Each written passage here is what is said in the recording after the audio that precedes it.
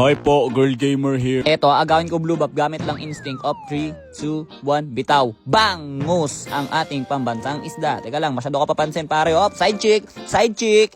Ano?